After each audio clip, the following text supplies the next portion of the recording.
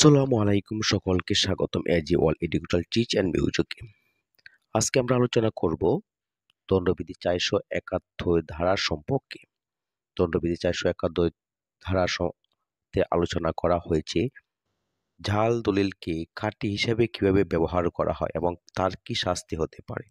আসুন এখন আমরা জেনে নিই দণ্ডবিধি 471 ধারা সম্পর্কে আইনে কি বলে জাল দলিল জালিয়াতি সম্পর্কে এবং তার শাস্তি কি হতে পারে সে সম্পর্কে আজকে আমরা এই ভিডিওতে আলোচনা করব।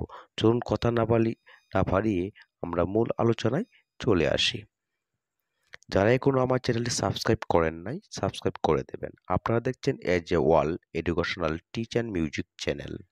আপনারা আইন সম্পর্কে আরও নতুন নতুন ভিডিও পেতে আমার চ্যানেলটি সাবস্ক্রাইব, লাইক, কমেন্ট করে পাশে থাকবেন এবং কমেন্ট করে জানাবেন আপনাদের কী ধরনের আইন সম্পর্কে জানার দরকার।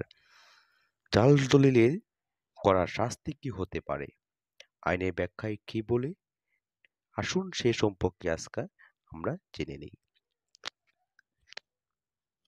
দণ্ডবিধি 471 ধারা সম্পর্কে বলা হয়েছে, যে ব্যক্তি কোনো দলিল জাল বলিয়া জানিয়া বা উহা জাল বলিয়া তাহার বিশ্বাস করিবার কারণ থাকা সত্ত্বেও প্রতারণামূলকভাবে বা অসাধুভাবে উহাকে খাঁটি দলিল হিসাবে ব্যবহার করে সে ব্যক্তি অনুরূপ দলিল জাল করিলে সে প্রকার দণ্ডিত হইত, সেই একই প্রকারে দণ্ডিত হইবে।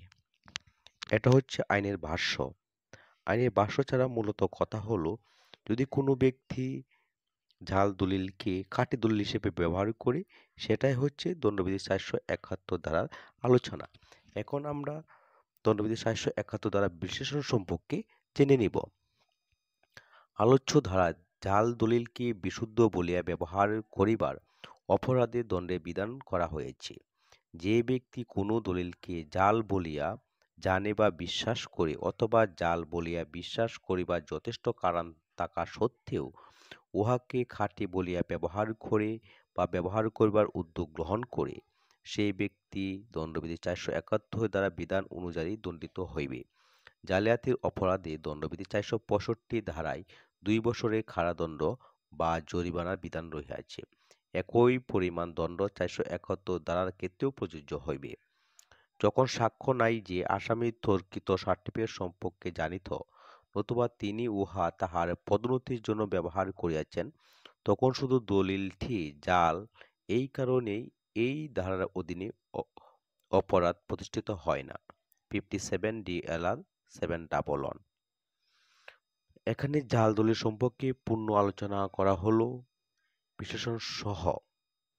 এখানে দণ্ডবিধি 471 ধারা অনুযায়ী যদি কোনো ব্যক্তি জাল দলিল জানিবা সত্ত্বেও সেটা খাঁটি হিসেবে ব্যবহার করে, তাহলে তিনি দণ্ডবিধি 471 এবং 465 ধারা অনুযায়ী 2 বছরের সশ্রম কারাদণ্ড ও জরিমানা বিধান রহিয়াছে।